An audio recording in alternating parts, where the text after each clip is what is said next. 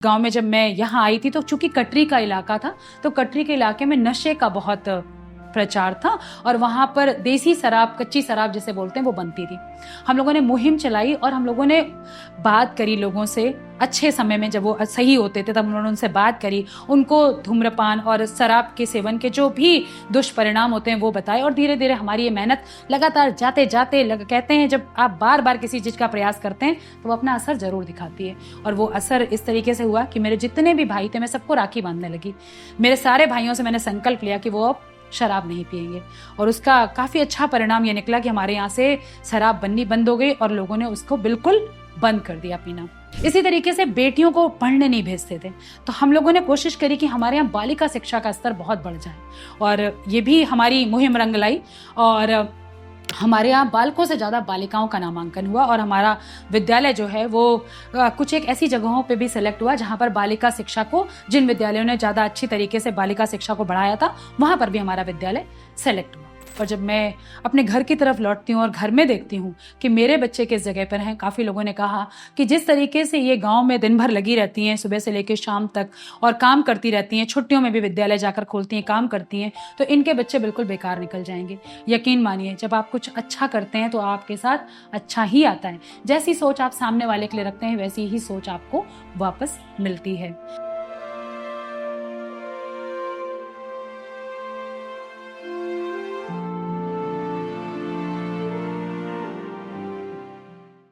नमस्कार, मैं डॉक्टर रचना सिंह, सहायक शिक्षिका, उच्च प्राथमिक विद्यालय कटरी पीपरखेड़ा, कंपोजिट, जनपद उन्नाव से। आज मैं आप सभी के सामने अपनी जर्नी लेकर उपस्थित हुई हूँ, कैसे मैं शिक्षिका बनी। आज जो आप एक सफल डॉक्टर रचना सिंह को देख पा रहे हैं, ये शुरुआत से ऐसी नहीं थी। मात्र 17 साल की उम्र में मेरी शादी हो गई थी। सन 1993 में मेरी शादी एयरफोर्स में काम करने वाले ओपी सिंह जी के साथ हुई। मैंने मात्र 12th पास किया था और ये किसी भी लड़की के लिए जो पढ़ना चाहती है उसके लिए एक काफ़ी ऐसी स्थिति होती है जिसको वो सोच भी नहीं सकती। बट मुझे उसी के साथ आगे बढ़ना था। और जब मैं विदा होकर अपने ससुराल पहुंची तो यहाँ पर भी ऐसा माहौल मुझे मिला, ये लोग पढ़ाने के लिए बिल्कुल तैयार नहीं थे। मेरी सासू जी का कहना था कि हमने शादी अपने घर में सहयोग के लिए करी है, ना कि बच्चे को पढ़ाने के लिए।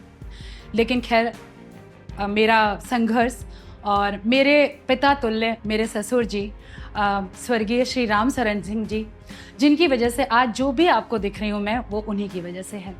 उन्होंने मेरा साथ दिया और मुझे रेगुलर पढ़ाई करने का मौका दिया। काफ़ी विरोध हुआ, लेकिन मैंने भी ठान लिया था कि मुझे कुछ करके दिखाना है। रुकना मना है, थकना मना है, सिर्फ बढ़ना है, आगे बढ़ना है। कोई भी परिस्थिति, कुछ भी हो, मुझे कभी भी रुकना नहीं है। एमए के बाद फिर बीएड का एंट्रेंस एग्ज़ाम हुआ, उसमें भी मेरा बहुत अच्छे नंबरों के साथ सिलेक्शन हुआ और घर के पास के ही एक स्कूल में, एक कॉलेज में मुझे बीएड करने का मौका मिल गया। जब भी मैं बस से आती जाती थी तो अक्सर उस समय कोई ना कोई अगर कुछ चिढ़ा देता था तो मैं हमेशा उनको डांट के कहती थी, चुप रहो, मैं तुम्हारे बराबर के लड़कों को पढ़ाती हूँ। तो पूछते थे, कहाँ पढ़ाती हैं आप, इतनी छोटी हैं? तो मैं बताती थी, मैं टीचर हूँ। और ये बात झूठ में ही, अनायासी जो झूठ ही निकलता था वो सच साबित हो गई। धीरे धीरे मैंने बीएड कर लिया और इसके बाद फिर मुझे लगा कि अभी टाइम है तो मैं पीएचडी भी कर लेती हूँ। और मैं वो 12th पास लड़की से डॉक्टर रचना सिंह बन गई। काफ़ी दूर स्कूल था, 7.5 किलोमीटर पैदल जाना पड़ता था, लेकिन रुकी नहीं, करती रही काम। और इसके बाद धीरे धीरे स्थानांतरण होते होते मैं आ गई प्राथमिक विद्यालय रजवा खेड़ा में, जो कि एक प्राइमरी स्कूल था, 1 से 5 तक का स्कूल था। वहाँ एज ए असिस्टेंट टीचर मैंने काम किया। वहाँ पे बालिका शिक्षा को बढ़ाने में मैंने पुरजोर मेहनत करी, क्योंकि मुझे बड़ी मुश्किल से शिक्षा ग्रहण करने का अवसर मिला था। तो मैंने पूरी कोशिश करी कि कोई लड़की पढ़ाई से वंचित ना रह पाए। मेरी असली लड़ाई शुरू हुई मेरे वर्तमान विद्यालय में, जो कि है उच्च प्राथमिक विद्यालय कटरी पीपरखेड़ा, जो कि रजवा खेड़ा से मात्र 10 से 15 मिनट की दूरी पे था। और मैं जब स्कूटी से आती जाती थी तो उसी के पीछे से निकलती थी। और जब भी उधर से निकलती थी तो हमेशा यही सोचती थी कि जब भी मैं प्रधान शिक्षिका बनूं तो इसी विद्यालय में हो। और देखिए, जैसी आप सोच रखते हैं ईश्वर वैसा ही करते हैं। मुझे कहीं और जाना था, लेकिन जब मेरा लेटर मिला तो मुझे उसी विद्यालय का लेटर मिला। इसीलिए कहते हैं कि हमेशा एक अच्छी सोच के साथ आगे बढ़ना चाहिए। जब इस विद्यालय में आई तो यहाँ पर काफ़ी दिक्कतें थीं जैसे कि हम लोगों को अधिकतर देखना पड़ता है 1975 की बिल्डिंग थी, वहाँ पर प्लास्टर नहीं था, वहाँ पर बाउंड्री वाल कई जगह से टूटी थी जिसकी वजह से एक भी पेड़ नहीं था। और मेरी सरकारी नौकरी के बीच का जो समय था उसमें मैंने 2 साल एयरफोर्स स्कूल में पढ़ाया हुआ भी था। तो जब वहाँ से पढ़ाने के बाद आप ये ऐसी जगह पे आते हैं तो एक बार मन करता है कहाँ आ गए। काफ़ी दिन उदास रही कि बड़ा अजीब सा स्कूल है, यहाँ तो एक भी पेड़ नहीं है, यहाँ पे तो दीवानों पे प्लास्टर नहीं है, बच्चे ऐसे आते हैं ज़मीन पे बैठते हैं। लेकिन फिर लगा, कई लोगों ने सलाह दी और तैयारी करो, जब यहाँ तक निकला है तो और आगे भी जा सकती हूँ, नेट निकालो, डिग्री कॉलेज में सिलेक्शन होगा। लेकिन फिर सोचा नहीं, जहाँ पे ईश्वर ने रखा है शायद मुझे बेसिक शिक्षा में ही कुछ करने के लिए ईश्वर ने बनाया है। हम 4 लोगों ने शुरुआत करी वहां से, मेरी पूरी टीम ने शुरुआत करी वहां से, और हमने घर घर जाकर संपर्क किया। और जो अभिभावक स्कूल से जुड़े नहीं थे, स्कूल को बिल्कुल अपना नहीं मानते थे, कारण यही था कि कभी स्कूल में उनको बुलाया नहीं गया था, स्कूल के लोगों ने उनसे संपर्क नहीं किया था। मेरी पूरी टीम ने जाकर वहां संपर्क किया, और जब हमने संपर्क किया तो हमने देखा कि वो तो बड़े पॉजिटिव हैं और वो हर समय विद्यालय के सहयोग के लिए तत्पर हैं। फिर उसी समय एक स्टर संस्था थी, उन्होंने एक इनोवेटिव टीचर का एक निकाला और उसमें मुझसे मांगा कि मैंने क्या इनोवेशन किया है। तो मेरा एक इनोवेशन उस समय चल रहा था दैनिक अभिभावक सहभागिता। इसमें हम हर दिन एक पेरेंट को बुलाते थे, अपने स्कूल में आमंत्रित करते थे और वो हमारी मॉर्निंग असेंबली के समय हमारे साथ खड़े होते थे। और 1 to 5 में हम रोटेशन में हर बच्चे के पेरेंट को वहां पर बुलाते थे। इस तरीके से हर क्लास से एक पेरेंट हमें उस दिन की असेंबली में ज्वाइन करता था। इस तरीके से हर बच्चे का पेरेंट जो है वो हमें असेंबली में ज्वाइन कर रहे थे। तो इससे मुझे ये फायदा हुआ कि जो बच्चे लेट आते थे उसकी पूरी जिम्मेदारी उन पेरेंट्स की होती थी। बच्चे स्वच्छता से आए हैं विद्यालय कि नहीं आए हैं, बच्चे पूरी यूनिफॉर्म में हैं कि नहीं हैं, हम कौन कौन सी एक्टिविटीज स्कूल में करा रहे हैं, पीटी हो रही है या नहीं हो रही है। आज का शब्द एक इनोवेशन था मेरा, जिसमें कि बच्चों को एक शब्द दिया जाता था, माँ, बहन, पिता, छोटे छोटे शब्द जो उनके परिवेश से जुड़े चीजों के होते थे, और बच्चे उनमें जितना बोल सकते हैं आराम से बोलते थे। हमारा एक ही मकसद था कि बच्चों को ज्यादा से ज्यादा मुखर करें। और किसी भी पेरेंट को यह देखना अच्छा लगता है कि उनका बच्चा इतनी अच्छी तरीके से अपने आप को रख रहा है, और किसी भी बच्चे को भी बहुत अच्छा लगता है जब उनके अभिभावकों के सामने वो अपने आप को प्रस्तुत कर रहे होते हैं। तो इस तरीके से हमने अभिभावकों को जोड़ना शुरू किया, और हमारे विद्यालय की छात्र संख्या जो कि मात्र 63 थी, वो देखते ही देखते 220 पहुंच गई।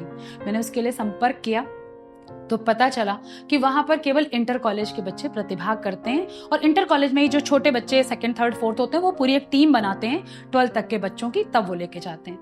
लेकिन मैंने बात करी एसपी सर से, और मेरे एक मित्र हैं बहुत अच्छे, उन्होंने बहुत मेरा साथ दिया, और उसकी वजह से मेरे बच्चों को भी वहां प्रतिभाग करने का मौका मिलने लगा। मेरे बच्चों ने जब पहली बार प्रतिभाग किया और जब वहां परिषदीय के बच्चों ने वहां जाकर प्रतिभाग किया तो सभी उनका प्रदर्शन था बच्चों का, सभी देखकर दंग रह गए थे, क्योंकि बच्चे बाहर निकले नहीं थे, लेकिन जब उन्हें अवसर मिला तो उन्होंने दिखा दिया, और हम प्रथम स्थान की ट्रॉफी लेकर अपने हाथ में खड़े थे। विधानसभा अध्यक्ष श्री हृदयनारायण दीक्षित जी उस समय आए थे, उन्होंने पूरे विद्यालय की पूरी टीम की बहुत प्रशंसा की, और इस तरीके से हमारा मोटिवेशन का स्तर जो यहाँ पे था वो यहाँ आ गया था।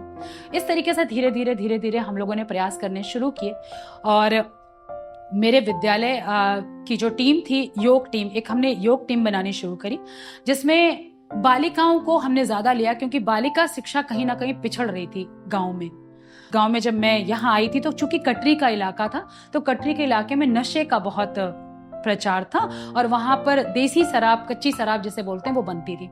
हम लोगों ने मुहिम चलाई और हम लोगों ने बात करी लोगों से, अच्छे समय में जब वो सही होते थे तब उन्होंने उनसे बात करी, उनको धूम्रपान और शराब के सेवन के जो भी दुष्परिणाम होते हैं वो बताए, और धीरे धीरे हमारी ये मेहनत लगातार जाते कहते हैं जब आप बार बार किसी चीज का प्रयास करते हैं तो वो अपना असर जरूर दिखाती है। और वो असर इस तरीके से हुआ कि मेरे जितने भी भाई थे मैं सबको राखी बांधने लगी। मेरे सारे भाइयों से मैंने संकल्प लिया कि वो अब शराब नहीं पिएंगे, और उसका काफी अच्छा परिणाम ये निकला कि हमारे यहाँ से शराब बननी बंद हो गई और लोगों ने उसको बिल्कुल बंद कर दिया पीना। इसी तरीके से बेटियों को पढ़ने नहीं भेजते थे, तो हम लोगों ने कोशिश करी कि हमारे यहाँ बालिका शिक्षा का स्तर बहुत बढ़ जाए, और ये भी हमारी मुहिम रंग लाई। और हमारे यहाँ बालकों से ज़्यादा बालिकाओं का नामांकन हुआ और हमारा विद्यालय जो है वो कुछ एक ऐसी जगहों पे भी सिलेक्ट हुआ जहाँ पर बालिका शिक्षा को, जिन विद्यालयों ने ज़्यादा अच्छी तरीके से बालिका शिक्षा को बढ़ाया था, वहाँ पर भी हमारा विद्यालय सेलेक्ट हुआ।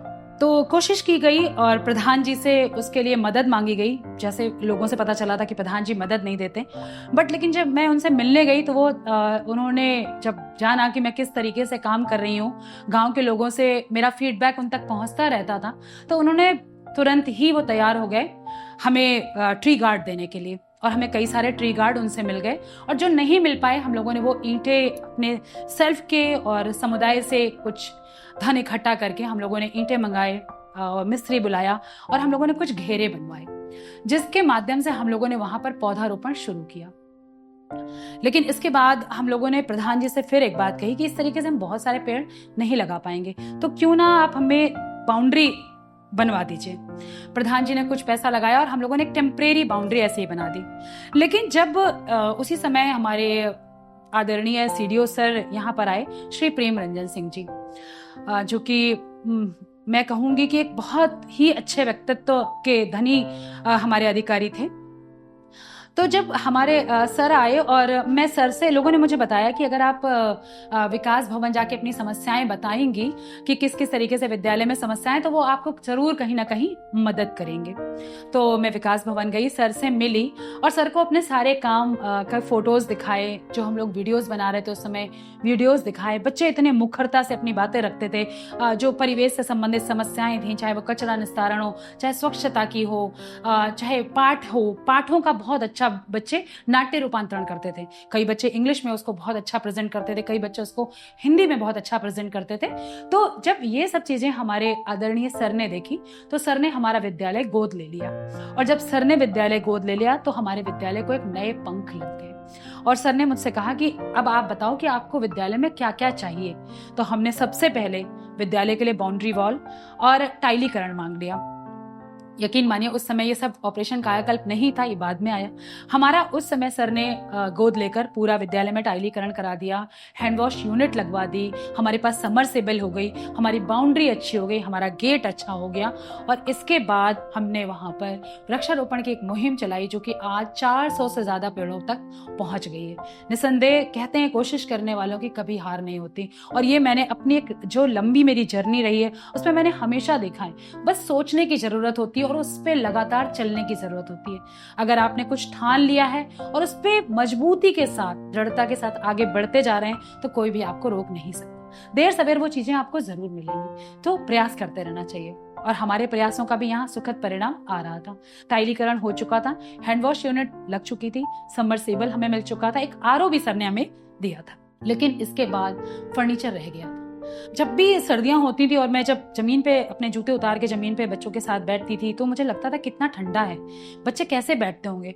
तो उसी समय एक दिमाग में आया कि क्यों नहीं, हम घर पे इतना सब कुछ खरीदते रहते हैं, तो ये भी तो मेरा घर है, ये मेरा कर्म क्षेत्र है, यहाँ पर भी ये सारे बच्चे भी तो मेरे ही बच्चे हैं। और फिर वहां से कोशिश हुई समुदाय से सहयोग लेने की, मेरे रिश्तेदारों से सहयोग लेने की, मेरे पिता से सहयोग लेने की। और मेरा पहला कंट्रीब्यूशन उसमें मेरे पिताजी का था, क्योंकि वो मेरे लिए पूजनीय है, मेरे माता पिता। तो मैंने सबसे पहले उन्हीं के आशीर्वाद स्वरूप उनसे मदद मांगी। उन्होंने सबसे पहला जो नोट था वो मेरे पिताजी का था।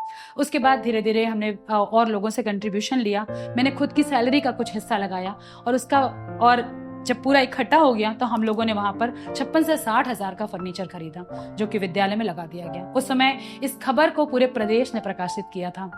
फिर हमें लगा कि क्यों ना बच्चे, जब भी हम दृश्य श्रव्य सामग्री टीएलएम की बात करते हैं, तो हम देखते हैं कि जितना हम व्याख्यान देते हैं बच्चे उस चीज को नहीं समझते, क्योंकि वो छोटे छोटे बच्चे होते हैं। तो हम लोगों ने सोचा क्यों ना हम मोबाइल दिखा के बच्चों को उसका यूज करें। तो धीरे धीरे जब मोबाइल अच्छे से आ गए तो हम लोगों ने मोबाइल का यूज करना शुरू कर दिया अपने कक्षा शिक्षण में। लैपटॉप मैंने लाके रखे और लैपटॉप को हम लोगों ने कक्षा शिक्षण में प्रयोग करना शुरू किया। बहुत सारे विज्ञान के ऐसे टॉपिक थे जिनकी मैंने पीपीटी बनाई और पीपीटी बनाकर बच्चों को पढ़ाना शुरू किया। ऐसे ढेर सारे काम जो छोटे छोटे थे लेकिन बड़े परिणाम के साथ थे, वो मैंने करने शुरू किए। और हमारे विद्यालय को उत्कृष्ट शिक्षक का अवार्ड मिला, उत्कृष्ट विद्यालय का अवार्ड मिला। इसके बाद माननीय मुख्यमंत्री जी के हाथों मुझे वर्ष 2019 में वर्ष 2018 का राज्य अध्यापक पुरस्कार मिला। ये पुरस्कार अगर सिर्फ आपको मिलते हैं तो बेमानी है, अगर आपकी पूरी टीम उस पुरस्कार से लाभान्वित है तो मजा आता है। तो आपको बता दूं कि मेरी जो सहायक शिक्षिका हैं वो भी इनोवेटिव टीचर के अवार्ड से सम्मानित हैं। मेरे बच्चे 4 बच्चे विद्यार्थी गौरव जो कि प्रदेश स्तर का सम्मान है उससे सम्मानित हैं।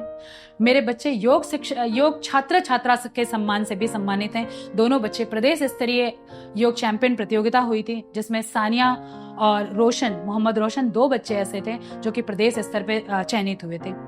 कोरोना काल में हमारे आदरणीय महानिदेशक महोदय जी के द्वारा एक प्रतियोगिता कराई गई जो कि थी मेरी उड़ान प्रतियोगिता। मेरी उड़ान प्रतियोगिता में मेरे बच्चों ने हिस्सा लिया और मेरी भी एक बच्ची जिसका नाम मुस्कान है उसका सिलेक्शन वहां हुआ, वो भी प्रदेश स्तरीय अवार्ड से सम्मानित है। इसी प्रकार जनपद में पाक कला प्रतियोगिता हर वर्ष होती है, तो पाक कला प्रतियोगिता की भी विजेता मेरी रसोइया श्रीमती बसंती जी उसकी पाक कला प्रतियोगिता की विजेता हैं और बहुत अच्छी तरीके से किचन गार्डन में पेड़ लगाकर सब्जियां उगाना ये सब उनको बड़ा पसंद है। ये मेरी असली जीत है कि मेरी पूरी टीम लीड कर रही है, आगे बढ़ रही है। जब मैं योग की बात करती हूँ तो योग हम लोगों ने इसलिए शुरू किया था क्योंकि योग से बच्चे स्वस्थ रहेंगे। हमारा हमेशा आपने देखा होगा कि बच्चे बीमार हो जाते हैं गांव में, तो बच्चे बीमार ना पड़ने पाए, उनका तन के साथ उनका मन भी स्वस्थ रहे, साथ ही वो स्फूर्ति से भरे रहें, इसके लिए हम लोगों ने योग शुरू किया। और आज आप देख रहे होंगे जो 15 मिनट का समय सरकार द्वारा हमारे बेसिक शिक्षा विभाग द्वारा हमारी प्रार्थना के लिए है उसमें योग भी शामिल किया गया है। तो इस पे योग जो अंतर्राष्ट्रीय योग दिवस था इस बार, उसमें एक था उसकी इस बार की थीम थी स्वयं और समाज के लिए योग। ये थीम इस बार की थी, बट इस थीम पर हम पिछले कई वर्षों से लगातार काम कर रहे थे। हमने अपने यहाँ योग में न केवल बच्चों को जोड़ा, न केवल शिक्षकों को जोड़ा, बल्कि हमने अभिभावकों को भी जोड़ा।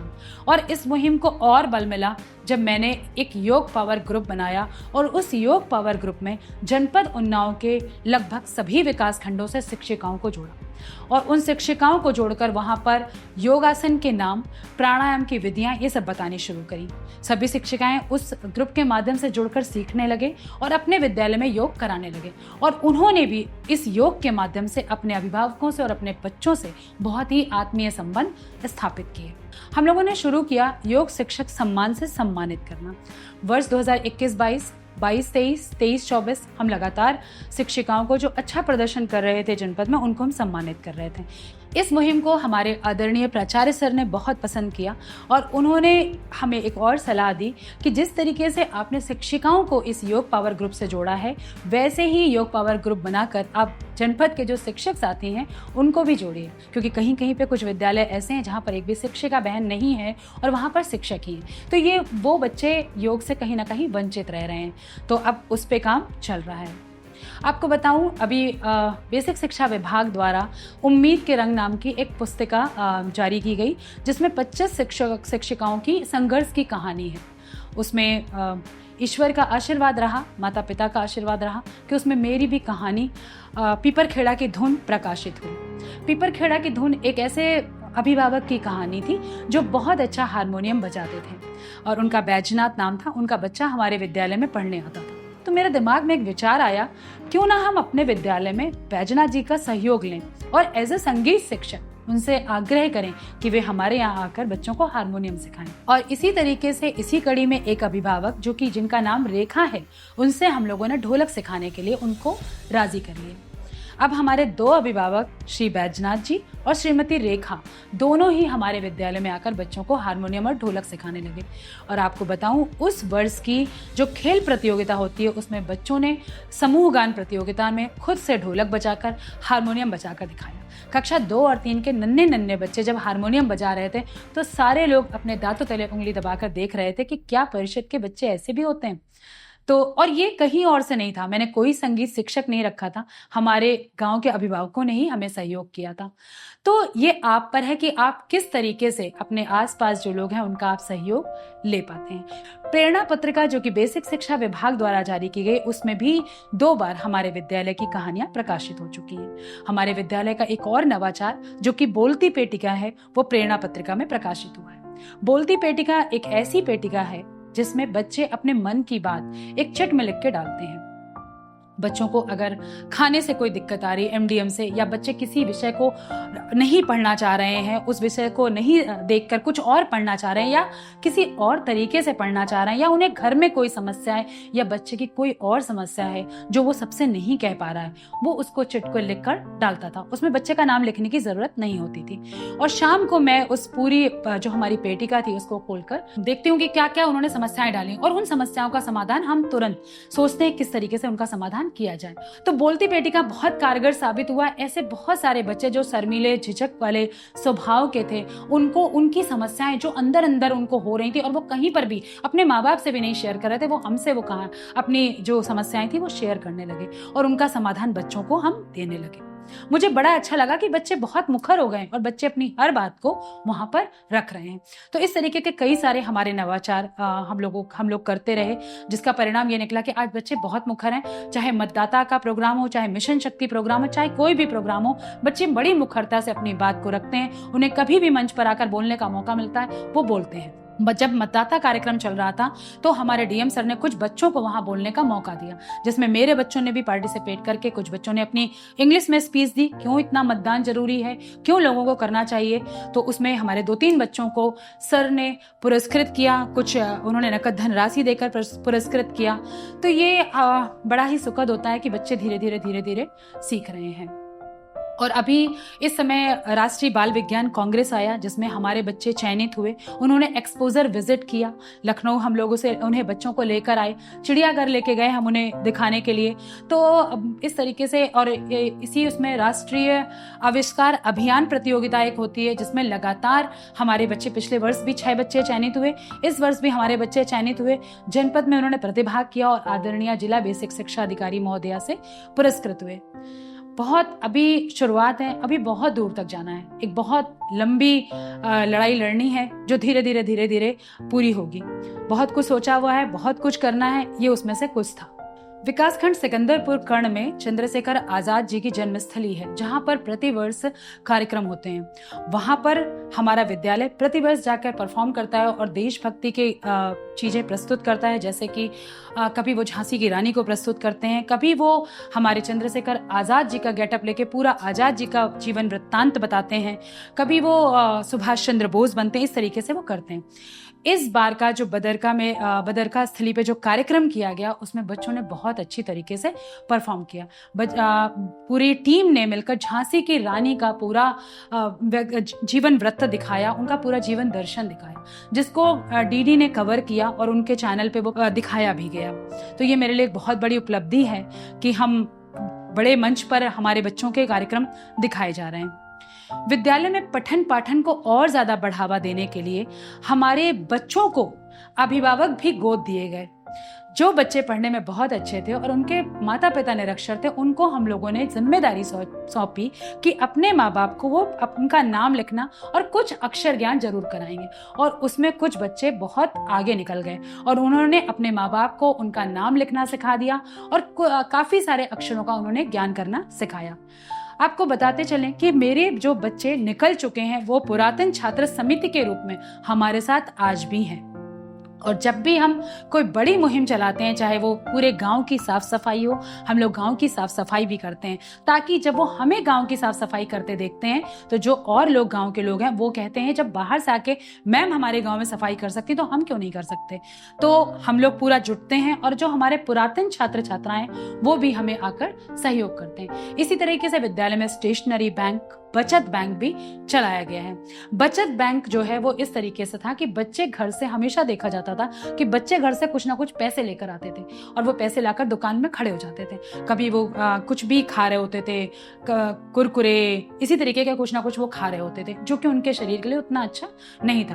तो हम लोगों ने धीरे धीरे उन पैसों को कलेक्ट करना शुरू किया और उन पैसों में अपने विद्यालय की तरफ से पैसे मिलाने शुरू किए और उनकी ही जरूरत की चीजें, चाहे वो कॉपी किताबें हों, वो लाकर उन बच्चों को देना शुरू कर दिया। ये एक बहुत अच्छा प्रयोग था हमारा और इससे अभिभावक बहुत खुश हुए। और साथ ही बच्चों की जो पैसे लेके दुकान पर खड़े होने वाली समस्या थी, जो अभिभावकों को भी थी, इसको हमने काफी हद तक दूर कर दिया। इसी तरीके से हम लोगों ने मिशन शक्ति के क्षेत्र में बहुत काम किया। मिशन शक्ति फेज 1 फेज 2 लगातार आया। हमने पहले से शुरुआत करी थी महिलाओं को साक्षर करने की, महिलाओं को स्वावलंबी करने की। हमारे गांव में बहुत सारी महिलाएं ऐसी थीं जो बहुत अच्छा अचार बनाती थी, जो बहुत अच्छा क्रोशिया चला लेती थी, जो बहुत अच्छे क्राफ्ट बना लेती थी। हम लोगों ने उनको ढूंढा और उनका कुछ दिनों का आत्मनिर्भरता का एक कोर्स कराया। उनको स्वावलंबी बनो, रोजगार से जोड़ो, उसका कोर्स कराया, जिसमें एक भावी संस्थान है जिन्होंने हमें काफी सहयोग किया। और उस संस्थान के लोग हमारे पास आए और हमसे जुड़कर उन महिलाओं को अगरबत्ती बनाओ, अचार बनाओ, पापड़ बनाओ, सिलाई कढ़ाई, इस तरह की चीजें हम लोगों ने सिखाई। 50 महिलाओं को आत्मनिर्भरता स्वरोजगार से जोड़ने के लिए हमारे उस समय के मुख्य विकास अधिकारी आदरणीय श्री राजेश प्रजापति जी तथा उनकी पत्नी श्रीमती श्रेया जी के द्वारा हम लोगों को प्रशस्ति पत्र प्रदान किए गए। उन सभी महिलाओं को प्रशस्ति पत्र प्रदान किए गए, साथ ही पूरी टीम को प्रशस्ति पत्र प्रदान किए गए। महिलाओं की स्वच्छता, उनकी व्यक्तिगत स्वच्छता के प्रति, हाइजीन के प्रति उनको जागरूक किया गया। उनको सैनिटरी पैड बांटे गए, जहां पर भी हमें संस्थान ने काफी सहयोग किया। हम सभी टीचर्स ने मिलकर अपनी कुछ सैलरी से अपना पैसा लगाया और सभी महिलाओं को हाइजीन के प्रति जागरूक किया।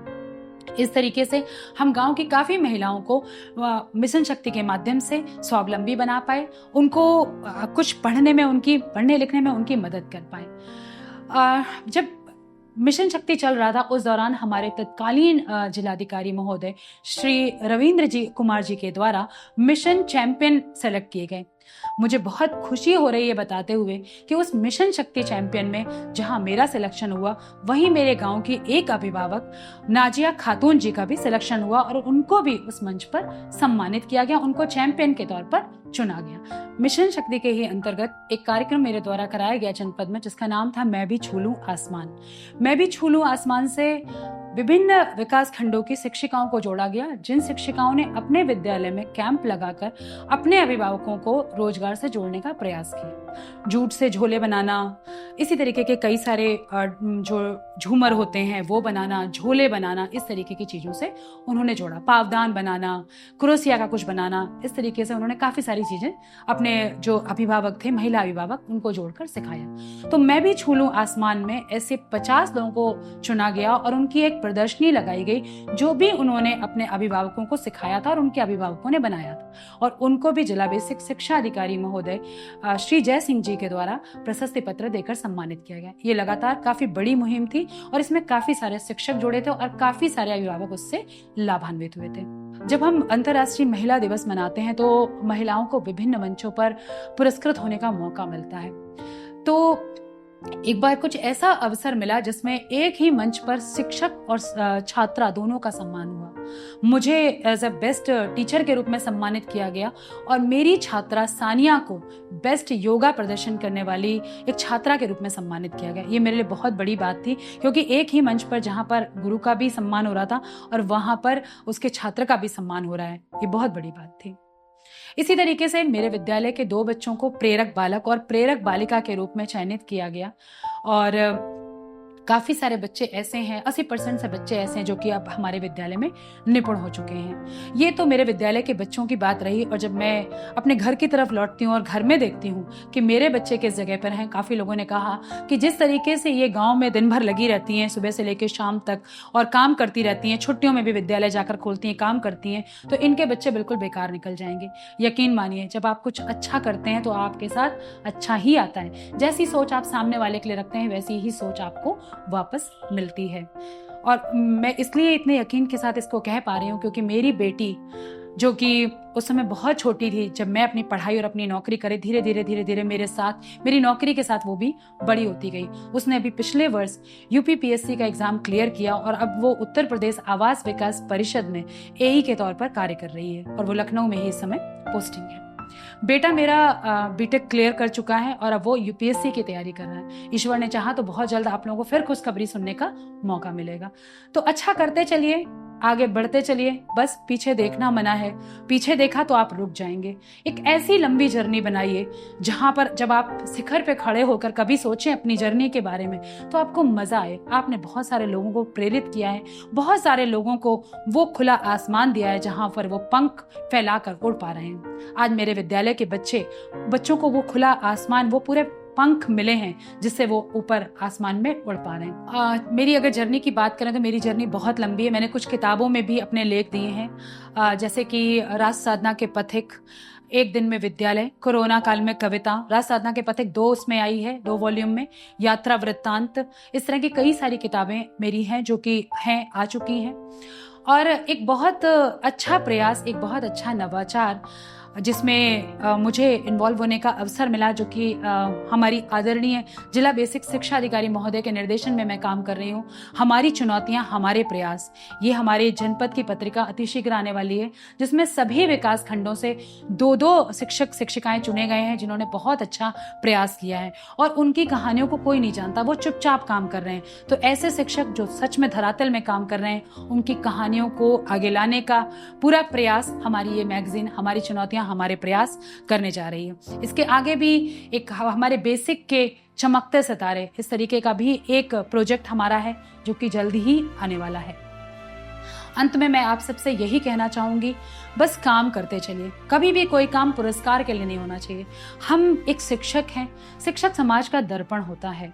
आप जैसा समाज चाहते हैं वैसे आपको खुद होना पड़ेगा और आपके पास तो पूरी एक टीम आ रही है जिस टीम को बदलकर आप समाज को बदल सकते हैं। तो बस लग जाइए एक ऐसी मुहिम में जिसको करने के बाद सेल्फ सेटिस्फैक्शन भी आपको बहुत बड़ा मिलने वाला है। चलते रहिए और अपने बच्चों को उस जगह पर पहुंचाइए जहां उनको देखकर हम गर्व से कह सकें ये बच्चा मेरा पहुंचाया हुआ है, या इसके पीछे मेरा भी थोड़ा सा ही सही लेकिन मेरा भी प्रयास, मेरे भी काम, मेरा भी कर्म इसमें लगा हुआ है। तो बस काम करते रहिए, आगे बढ़ते रहिए। यहाँ पर एक चीज और बताना चाहूंगी कि मेरा एक सपना है कि मैं भारत के झंडे को कभी ऐसे करके उठा पाऊं, तो उस पर भी मैं कुछ काम कर रही हूँ जो जल्दी आप लोगों के साथ कभी फिर मौका मिलेगा तो साझा करूंगी। नमस्कार, धन्यवाद।